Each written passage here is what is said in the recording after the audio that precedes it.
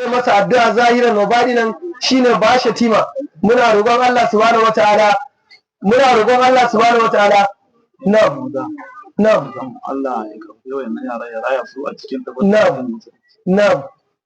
sako ya zo mala ya ce yayansa ba shatima M kaka da daman ku kuna jin M kaka a gidajen rediyo na dandal kura ko yayan abokinmu ne yayan malam Muhammad ne to sako ya zo mana cewa ya samu karuwa ƴaƴa biyu ni ma na ga muku cewa na samu takwara ko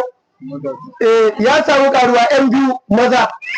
jiya ne ko shekaran jiya aka samu karuwa to muna roƙon Allah ya raya su cikin sifar addinin musulunci shi kuma ba shatima addu'o'i da muke masa na zahiri da baɗini Allah ya kare shi daga hau na makiya domin hakika makiya sun sa shi a gaba ma'asada to muna roƙon Allah fa dammarnahu tadmira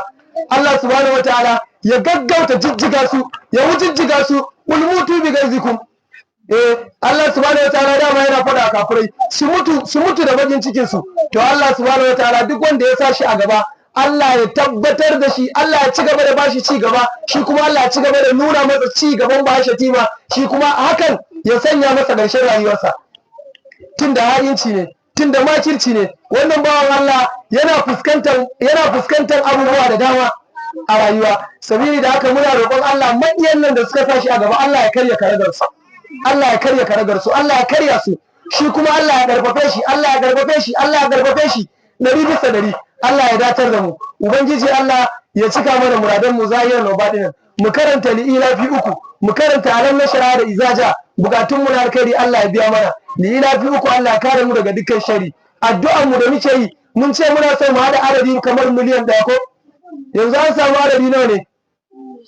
to shi ma a hada a kawo mu rubuta Allah subhanahu wataala ya rufa mana asirin mu rabbana zalamna anfusana wa illam taghfir lana wa tarhamna lanakunanna minal kasirin ومن الناس من يقول ربنا آتنا في الدنيا وما له في الآخرة من خلاق ومنهم من يقول ربنا آتنا في الدنيا حسنة وفي الآخرة حسنة وقنا عذاب النار وقنا عذاب النار وقنا عذاب النار أولئك لهم نصيب مما كسبوا والله سريع الحساب ويا من لا يجيب الدعوة إلا أنت ربي تقضي عادتي وعادة الإخوان وعادة كل من يأتي إلينا بحاجة نسألك بحق أهل البيت النبي ربنا تقبل دعانا وتب علينا يا مولانا إنك أنت التواب الرحيم ولا حول ولا قوة إلا بالله والفاتحة malam ya ce malam ya kawo wani sabo kuna ji akwai kawarku wacce ta yi aure tana gidan mijinta har ta samu karuwa kuma kun santa kuma kun sani ko ta samu karuwa Allah subhanahu wataala ya kawo imtihani na cewa ruwan zafi ya zuba a jikin yar ta kone kuma kunan ya dan yi tsanani to saboda haka ku sa ta addu'a Allah subhanahu wataala ya kawo sauki biyasir ya kawo sauki a gaggauce Allah ya rufa asiri Allah ya kare mu wannan shine dama fa'idar ɗalibi a makaranta in dai ɗalibi yayi karatu a makaranta to in abu ya shafe shi kamar ya shafi makaranta ne sai dai in bai faɗa ba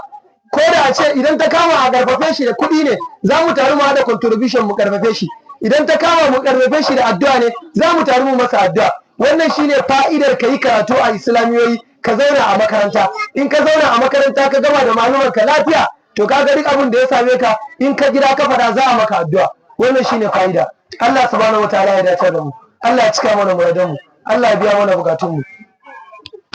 na'am